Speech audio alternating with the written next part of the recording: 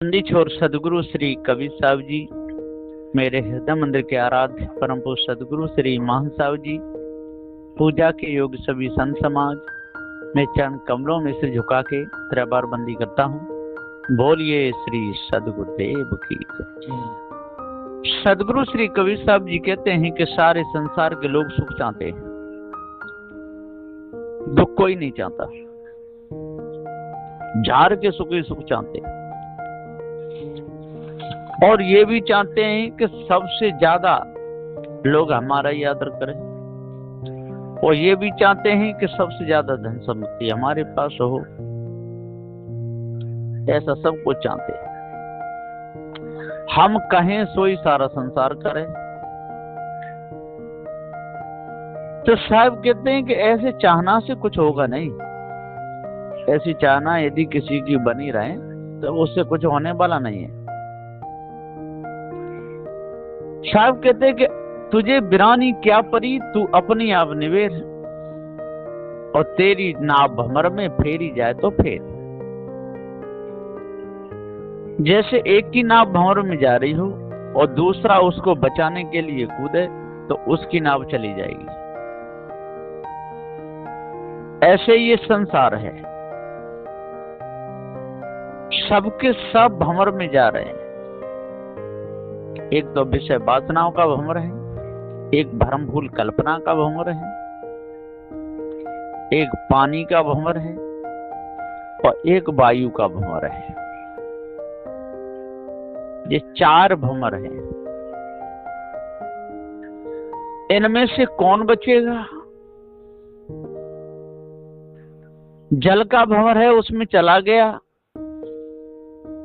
बचेगा तो नहीं। यदि जीवन मुक्त पुरुष है तो कल्याण में कोई कमी नहीं आएगी। वायु के भंवर में चला गया, यदि प्रारब्ध पूरा हो गया शरीर छूट जाएगा, लेकिन कल्याण में कमी नहीं आएगी। यदि विषय के भंवर में चला गया तो कल्याण पथ से गिर जाएगा, और भ्रम के भंवर में चला गया तो कल्याण पथ से गिर जाएगा, है ना। तो साहब कहते हैं कि इन भंवरों को जो काटना सीख गया तो बच जाएगा। विषय और भ्रम के भंवर को जो काट जाए, काटने का मतलब उनमें पड़े ही नहीं, उनसे दूर बच करके निकल जाए तो नहीं पड़ेगा। जल में भंवर आ रहा है और दूर से ही उसको काट जाए तो उस भंवर में नहीं जाएगा। वायु का भंवर है, यदि पट लेट जाए, चित्त लेट जाए तो वायु उसको उड़ा नहीं पाएगी, कोई सवाल ही नहीं। तो जब इन भंवरों को जो काट देगा तो समझ लो उसे पता चल जाएगा कि मैं अजर अमर अखंड नित्य स्वयं स्वरूप अविनाशी हूँ, और सारे संसार की जो धन संपत्ति है ये सब छूटने वाली है, और मैं मेरे से कभी नहीं छूटूंगा। जो मैं चेतन जीव अजर अमर अखंड हूँ, मेरा स्वरूप अखंड है, मैं कभी अपने आप से अलग होने वाला नहीं हूँ। ऐसा जिसको पूर्ण ज्ञान हो जाए तो उसको कोई भुलावे में डाल नहीं सकता। सारे संसार में लोग कितने भी इकट्ठे हो जाएं, सारे विश्व के इकट्ठे हो जाएं, लेकिन पूर्ण पारखी को कोई भ्रम में फंसा नहीं सकता है, क्योंकि पारखी का मतलब ये पार है। ईश ब्रह्म आत्म परमात्म इन सबसे पार है ना। अल्लाह खुदा ताला जी, कुरान बाइबल तौरात इंजील फुरकान इन सबसे पार, सामवेद यजुर्वेद अथर्ववेद ऋग्वेद इन सबसे पार, अर्थ धर्म काम मोक्ष इन पलों की मानंदी से पार, और सालों के सामने सारू सायुज इन 4 मुक्तियों के प्रलोभन से पार, अष्ट सिद्धि 9 निधियों से पार, सबसे पार। चोरी हिंसा विचार से पार, ईर्ष्या क्रोध मान छल से पार, और गाली निंदा झूठ से पार, वो बिल्कुल पार हो जाएगा।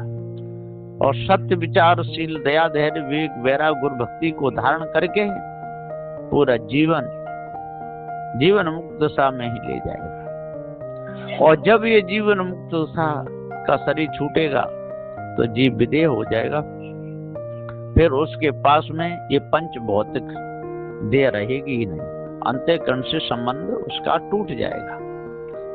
इसलिए अपने आप को जानना चाहिए, भ्रम को मिटाना चाहिए, भूल को दूर करना चाहिए, मायावी गुरुवा लोगों के जाल से बचना चाहिए, कर्तव्य कर्म को करना चाहिए, अकर्तव्य को छोड़ना चाहिए, शुद्ध साह पवित्र भोजन पाना चाहिए, मांसाहार को छोड़ना चाहिए, शराब पीना छोड़ना चाहिए, तंबाकू खाना छोड़ना चाहिए।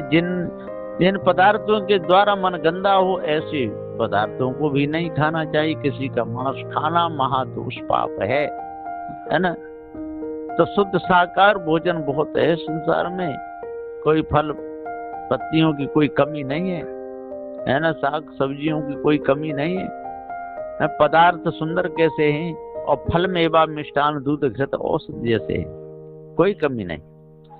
ठीक इसी प्रकार से जड़ और चेतन दो ही पदार्थ हैं। जीव के नाम लेने के लिए चेतन कहिए, जनैया कहिए, अजर अमर कहिए, अखंड कहिए, नित्य कहिए, सत्य कहिए, है ना, बहुत नाम है। लेकिन लोग इन नामों को छोड़ के झूठे जो मायावी गुरुवा लोगों ने जो झूठी दिलासा दी थी उनकी तरफ बढ़ जाते हैं। जीव को आत्मा आत्मा चिल्लाने लगते हैं, जीव को ब्रह्म ब्रह्म चिल्लाने लगते हैं, जीव को निर्गुण भी कहने लगते हैं। ऐसे ऐसे जा संसार के अंदर के जीव को ही कह देते हैं कि ये निर्गुण है, और कोई कहता है कि जीव सरगुण है। तो सरगुण और निर्गुण की दोनों की मान्यता में सारे संसार के लोग फंसे हुए। सदगुरु श्री कबीर साहब जी कहते हैं ज्ञान स्वरूप चेतन जीव है, न सरगुण है न निर्गुण है, ये ज्ञान स्वरूप है। ज्ञान मात्र जीव है सोई, ज्ञान से अधिक और नहीं होई। जीव ज्ञान स्वरूप है, जीव जान है, माने इसी में जान है, अलग कहीं जान नहीं है। पेड़ पौधों में जान नहीं, माने जीव नहीं, है ना। पृथ्वी जल वायु अग्नि के वेग से वो सब चल रहे हैं, हरे भरे हैं। 18 उभार वनस्पति पृथ्वी जल वायु अग्नि से ही निर्मित है, और इन्हीं का सारा कलेवर है, और इनके द्वारा ही सारा संसार दिख रहा है। और ये अनादि है, आदि नहीं। कोई ये नहीं समझ ले कि आज है और कल न रहे, ऐसी कोई बात नहीं। ये जगत अनादि है ना, और अनादि का कोई कर्ता होता नहीं। पर जीव ज्ञान स्वरूप अजर अमर अखंड नित्य स्वरूप कोई अस्त्र शस्त्र इसका आवेदन कर सकता नहीं। इसलिए इसके ऊपर किसी और आत्मा परमात्मा की कल्पना करना ये भारी भूल है, बहुत विशाल भूल है। बड़े बड़े ज्ञानी भूल गए या संसार के चक्कर में, बड़े बड़े ज्ञानी भूल गए, है ना। करना था सो कर नहीं पाए, अरे फंस विषयों के चक्कर में। जो करना था वो नहीं कर पाए, विषय वासना के चक्कर में फंसे रहे।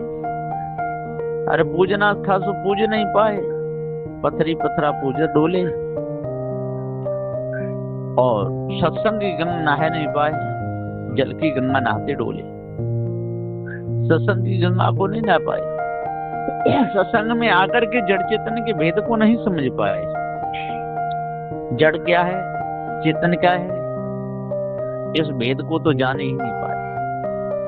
सत्संग सत्संग कहते रहे, सत्संग में घूमते रहे, है ना। बड़े बड़े बैठे हैं, अपनी महफिल लगाए, उसमें जा जा करके खूब सेवा भी करे आए, भोजन भी परोसे आए, पानी भी पिलाए, वो सब कपड़े भी दे आए, और हरे रामा हरे कृष्णा कह के और घूम आए।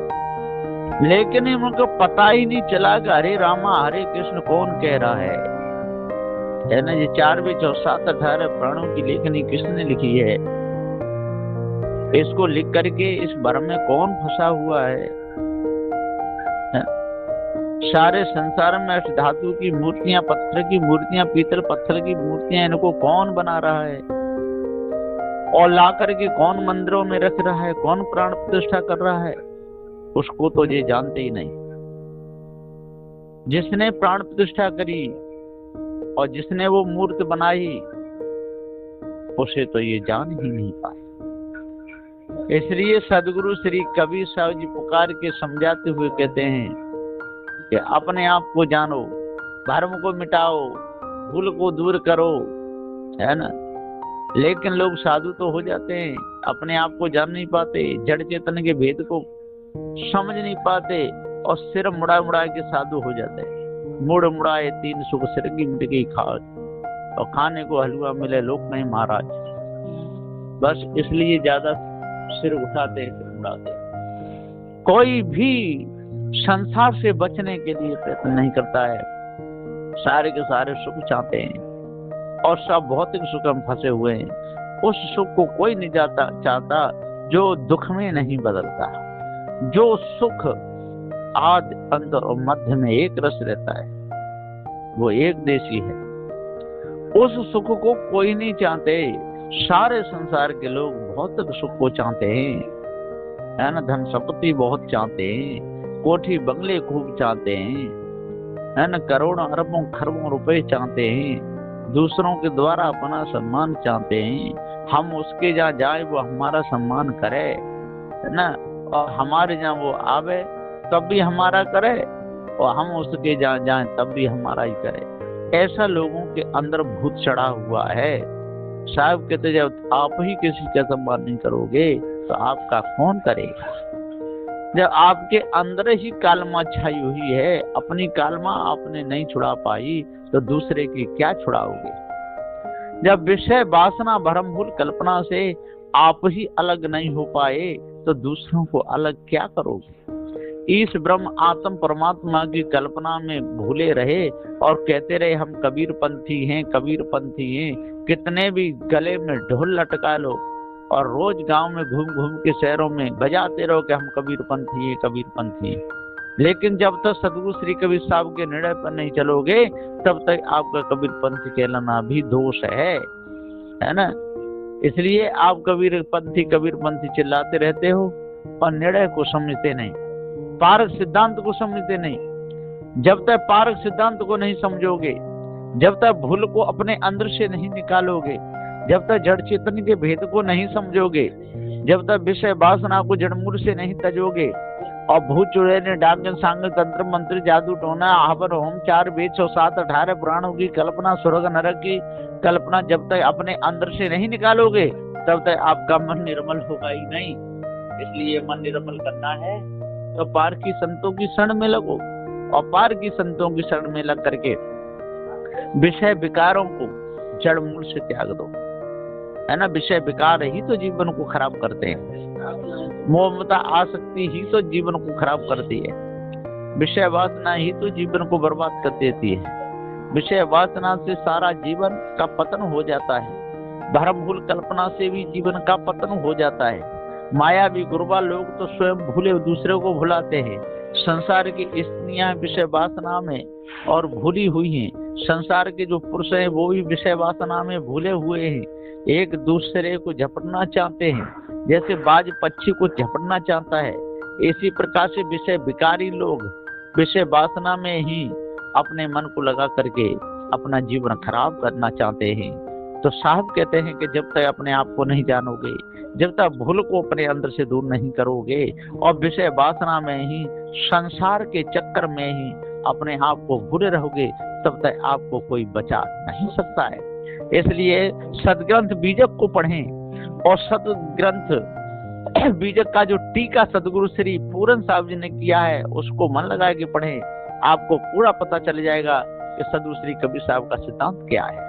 और इधर उधर की यदि लेखनी को पढ़ते रहोगे, जो ब्रह्मवादी, जो आत्मवादी, जो ईश्वरवादी जो आ गए पारक सिद्धांत में, उनकी लेखनी को, उनकी गाथाओं को पढ़ते रहोगे तो आपको पारक ज्ञान होगा ही नहीं।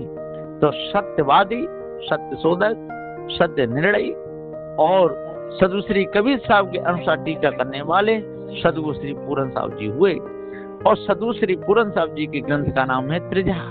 इसलिए सदग्रंथ त्रिजा को मन लगा कर पढ़ो तब पूर्ण शांति मिलेगी, नहीं तो मिथ्या धोखे में जीवन चला जाएगा। बस यहीं पर मैं अपनी वाणी को विराम देता हूँ। बोलिए श्री सदगुरुदेव की जय।